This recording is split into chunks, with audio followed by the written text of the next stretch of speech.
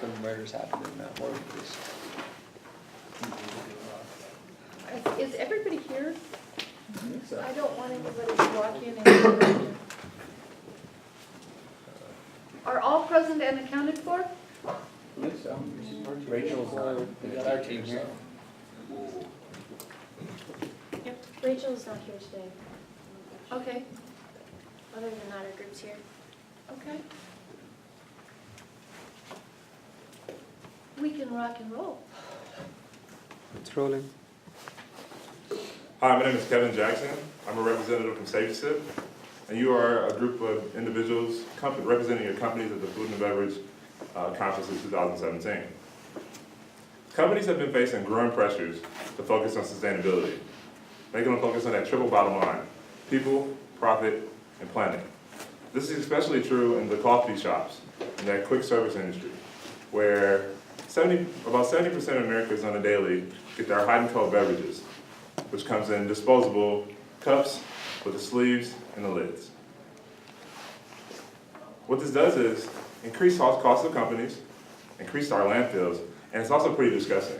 What I mean by that is the baristas or the servers put their hands on those lids, spreading germs that you put in your mouth at the end of the day. Pretty unsanitary, I would like to think. So how can we lower that cost for the companies? How can we preserve our landfills? And how can we protect our people from spreading those germs? SafetySip is that option. SafetySip is a easy to use, temperature tolerant, FDA approved, quasi-rubber plastic that's patented. It can fit on a diameter of 2 to 5 inches of the lip of any cup or mug or anything you drink. It's a lid. So I'm going to tell you how SafetySip will be used, how it works, but also how it's going to save the people, the profit, and the planet. So SafetySip is easy to use. SafetySip uses flexible ends to stretch to 2 to 5 inches of diameter on any lid or cup. SafetySip will get a grass fill. So all you do is take the SafetySip, you take it out of its protective case that's attached to a keychain. You take it, you center it over your cup or mug or whatever you're going to use in that 2 to 5 diameter. You put it on there and you get a snug and tight fit. Then you can consume it like you would use a normal lid on a normal drink. After consumption, you take the SafetySip off, you cleanse it under warm water, you wipe it with a cloth, you put it right back in the protective case, and carry on with your day. Easy to use, right? With SafetySip, it's also going to help the people, now that we know how it works. SafetySip is going to allow people to have more ownership in their drinks.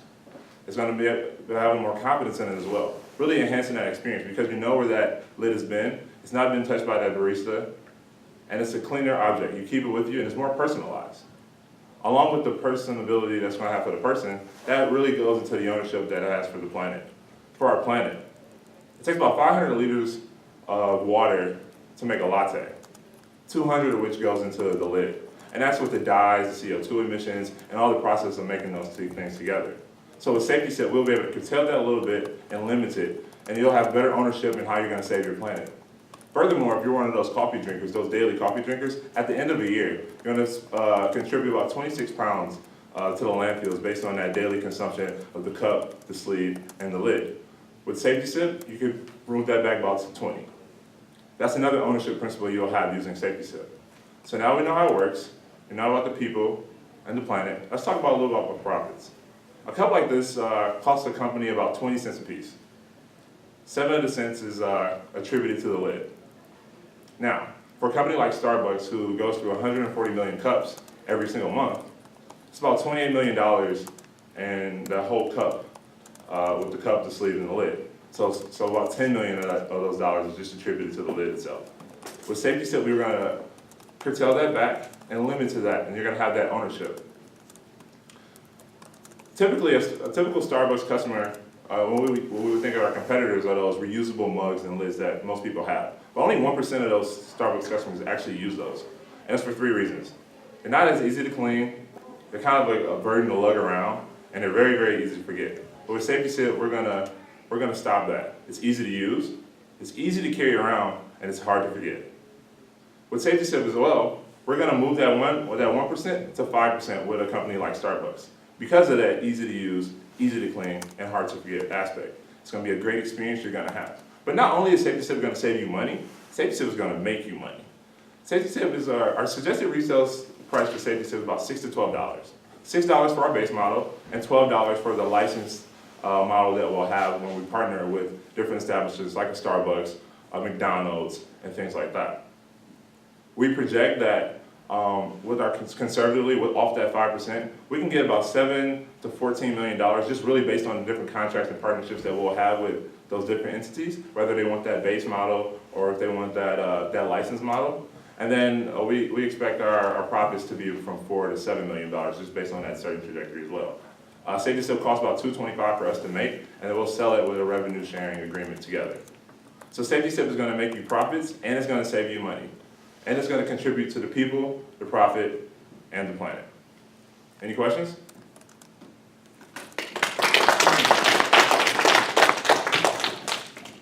Yes. So my understanding is that this is a lid that's going to go on the regular styrofoam cups that you'd find at a Starbucks or a Big B or anything like that. Yeah, Is that correct? Yes, it can go on pretty much any cup for a 2 to 5 inch diameter. It's pretty secure, and it's not gonna collude or destroy the cup as well. It's a safe rubber that's just it really adapts to the diameter of it and to the cup, so it's very malleable in that aspect. So my follow-up question to that is, if you're charging $6 or $12 for the license. $6 to $12. $6 to $12. Why would somebody want to pay for just a lid that they're going to put on these cups when they could buy a coffee cup like this for $10 and have the whole thing? Exactly. I'm glad. So that's a great question. And so the reason you want to do that is because you want to take ownership in keeping your planet safer and cleaner. And so that's one of the things. But also, as I mentioned earlier, the baristas and people who use those things when you're at these different establishments, they're using their bare hands for it. So they're also spreading germs to you. So if you can kill 2 of those birds with one stone and keeping a convenient, easy to use product, you'll be able to do that efficiently, and that's why you would have incentive to do so. Thank you. Yes.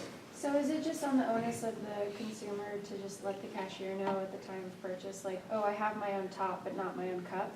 Yeah. That's pretty much the experience. We believe that the consumers will get enjoyment out of doing that. I think most entities that have something similar anyway give a discount as well. So there's an extra incentive as well. So when we strategically partner with our partners, that'll be another incentive for consumers to do it and use it and bring it there as well. Yes. So you said it's made out of like a rubber?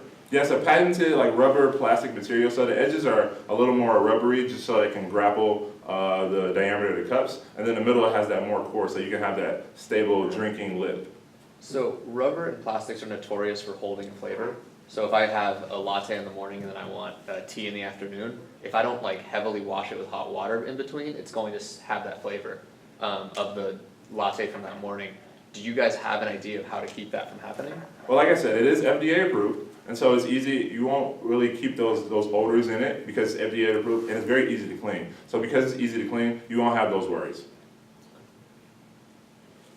Yes. You said the lid cost $6 or $6 to $12, and for me, I think it's easy for me to get my lid in the lab or in the Starbucks. So do you concern about this situation? Could you repeat that question, please?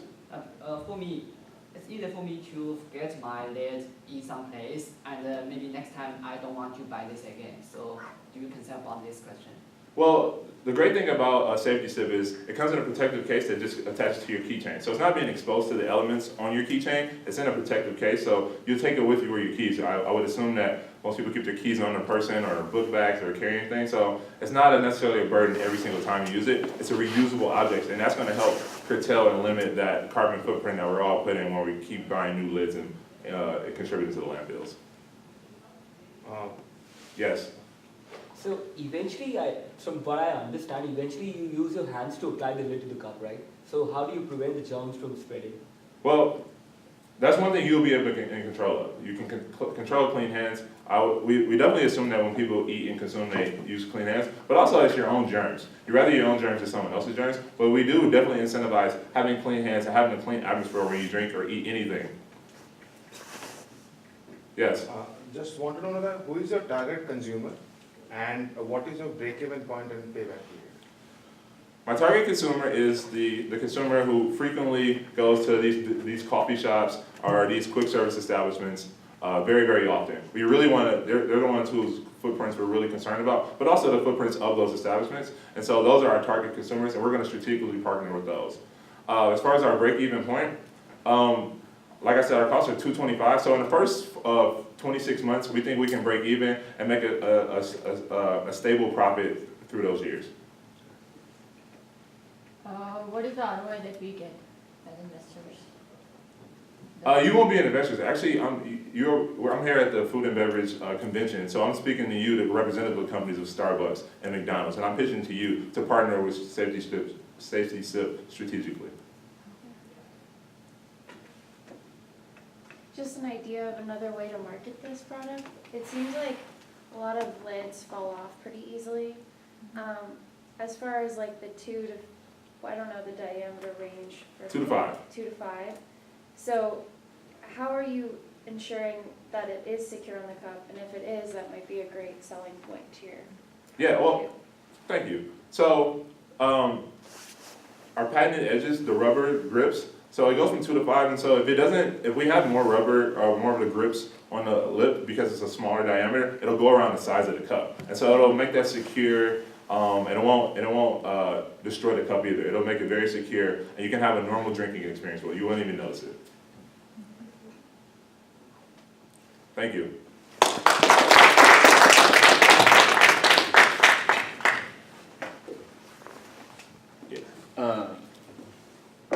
So you were very strong in your opening, and like you, in my opinion, you have like a really good presence.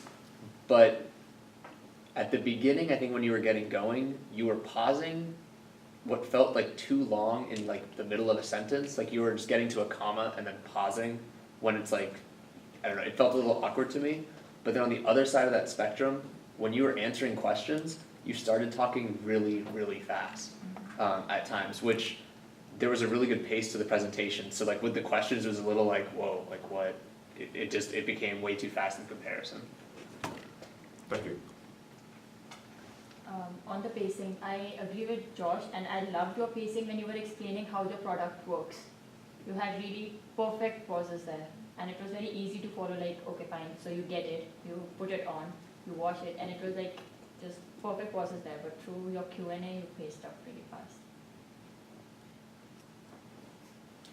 I think you could have gone into your pillars a little more clearly. A little bit when you were speaking, I didn't know which pillar was which. Like, I actually still don't know completely. Like, I know that you talked about how it's used. I know you went into the financials, and I know you talked about the planet. Was that? So it's supposed to be the people, how I fix the people, the planet, and then the profit. But first I want to let you know how it works. So I apologize if I didn't convey that properly. No, Yeah. that's okay. Just a tip. I think what would have helped is if you'd given us a substantive agenda. And that's what I mean on these grading sheets, is what, if you've given us in that introduction the main point of each of the sections, then when we got there, you'd know it. So you gave us a generic, we're going to talk about the people, the planet, and the profit. But if you tell us what we're going to hear, then that goes a long way to mitigate that Okay. problem. Thank you. Mm-hmm. You're welcome. I'm here to serve. Yes. I would just say, and I think you caught yourself doing this during the presentation, but you were cutting people off when they were asking questions, but then you were like, and then you realized it, so it's just something to work on. I kind of had the same issue with the pillars. Like I had written down what you had said, but I wasn't sure where the transitions were happening because they were very quick and there was no, you weren't monotonous because you were changing your pitch during various parts of each description, but there was no like crescendo and then end, and now we're going to transition to this. There was no change, there was no noticeable change so that if I had zoned out like I did right here, like there was no like comeback moment where I was like, oh right, okay, we finished that, let's go on to this. And I think that could have been helpful, even just a small change of tone, just to kind of emphasize that like we're done with this and we're moving here. Because I could have jumped back in because I just wrote long for pillar 1, And then you said finance, and I was like, oh, pillar 3? And I just kind of like, I erased my outline. You were doing it, like, you had your structure, and I was able to like hear it when I, you know, like in the intro, and then as it was going, I just wasn't sure when you were transitioning. So just maybe something to think about there. Okay, I have to disagree that the pacing was great.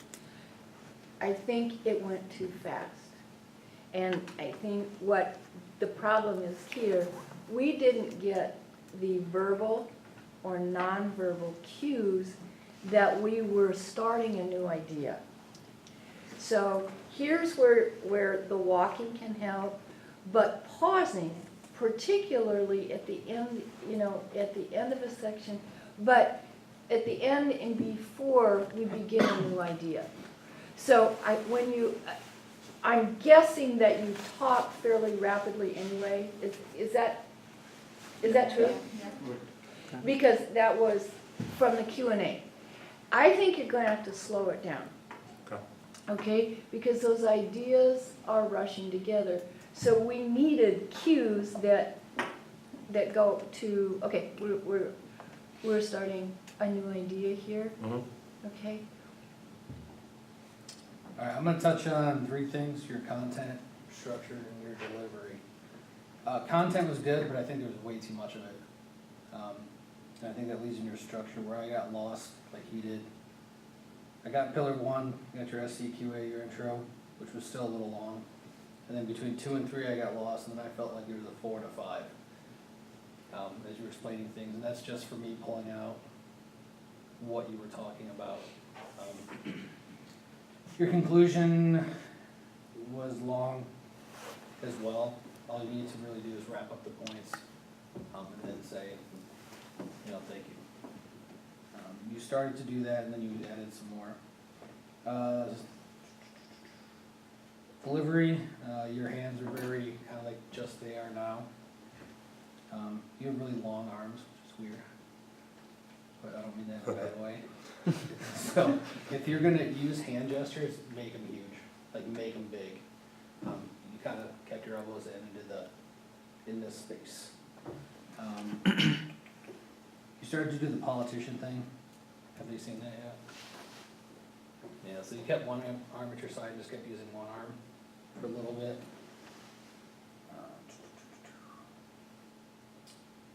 Yeah, your pace was good at points, and you know, you just need to kind of be more consistent with it across the board. Q&A, you start out really good with his question, with your eye contact, looking around. And then, on his own accord, he hijacked you. And before you even had a chance to like pause, he asked another question. I put that on him, not on you though. But then it led into getting hijacked again. But then you started locking in your audience. Let me add to the eye contact. Again, what you'll notice is it's very quickly from one side of the room to the next. And it's tough when people are this spread out. I know, but this is the room, you know, this is the room we've got. So just slow it down. Just slow it down. And take longer with each person. But very good content. Like your idea and everything. I think you could have set the stage, which you didn't, and then kind of she asked that question, like, what are we doing here? And you're like, oh, I'm just bitching you because, and then I think you remembered, oh, you guys are from McDonald's and reps and we want you to hear this idea. I think you could have easily done that, set the stage, like, I'm pitching this new innovation that we've come up with. You are these people, I'm not asking for money, I'm asking for this. And you probably could have quickly explained how it works, where there's a rubber mold that latches on, and that's how our product works, and then jumped in. Yeah, and I think Jasmine makes it really, that question was very important. Because here's been one of the weaknesses of the presentations thus far with everybody, is there's no clear idea of why we're here and what you want from us right up front. And we've got to have that. Why are we here? And what's in it for me to pay attention to you? So we can't get to the end of the presentation and say, okay, what do you want now? Yeah. So more of a question for you. So he started, hi, I'm Kevin Jackson, and then he set the stage. Do you want us to set it before we start talking at all? Because he did, to me, that was setting the stage. Well, but he never, okay, I'm something to do with food and beverage industry, but why do I care about his idea? What's it gonna do for me? Who are we as I was the trying audience? to set it like, I'm Kevin from this company, and you guys are the companies at this conference. So I thought I was doing it, but I can understand why I'm pitching to you. I understand like I should Well, have connected but it more there. why do I, you're still, folks, we still, our big job in this is to get the audience to care about what we're talking about. So you've got to tell me what's in this for me. Why should I give you 10 minutes of my attention? What am I gonna get out of this?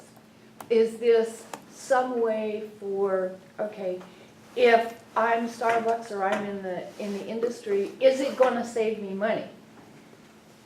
So to the extent that I know the triple bottom line is people, profit, and people, planet, profit, but if what my incentive is money, and I'm not gonna have to buy lids anymore, then maybe the pillars were out of order.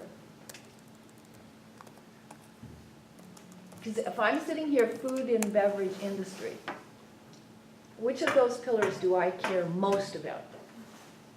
The profit. Okay. Yeah. So don't save the biggest one for last. Never. Oh, Okay. no. Never. What we're not doing is a murder mystery. Okay? Alright. Okay. And so, now, there's something called primacy recency, Mhm. and there is debate in persuasion as to which is most effective to, big point up front, big point at the end. Okay. But for attention spans, you want to kind of do the big point at the, I can understand that, okay? Yep, yeah. Because people are gonna drop off, and if you've got, because what you're really, I don't know, I'm assuming that if I own a Starbucks, that you can save me money. I'm presuming. And make you money. Yeah, okay, and make me money. Then the other are really added bonuses. So we've got a big win in terms of profit, and wins also for folks and for sustainability. And they'll hear it at the end when you do your conclusion wrap up, Mhm. full circle, we talked about this, like, oh yeah, the profit. Okay. I just want to say, your height and the way that you have this very deep voice that kind of commands the room. And you should feel really confident walking into presentations because I think you have a lot going for you. So I know we already touched on pace, but if you just slowed it down a little, I mean, you're planted, you command the room. So I think you got a lot going for you. It's just like if you just slowed it down a little bit. I wasn't bothered by the arm thing. I think for the most part, you did a really, really great job as far as your physical presence and commanding the room. You could smile though. Yeah, smile. Are you excited about your profit? Yeah. That's what I was saying, when I saw you smile, you seemed to get a lot more comfortable and you had even more voice modulation and everything. So I think when you watch that and you look for when you smile, everything seemed to flow a lot better. I have a question. I will agree with Emily about the arms and his hand movements because he's so tall. I found that when he moved them, they were just fine, and I didn't find them restricted. But for somebody like him who is so tall and who takes up space, is it better to move or do bigger hand gestures or to take up space in the room by moving? Yes and yes. Both. Both. Okay. Leaders take up space, people. I only spent 7'2". There you go. I can just, Yes, yes. Come on, we take up space. You want to be big. And you want that big voice, you want the gestures that match it. You can start across the room, but be big. It's a big advantage for you. Yeah. Something I'll never know. thank you guys, appreciate it.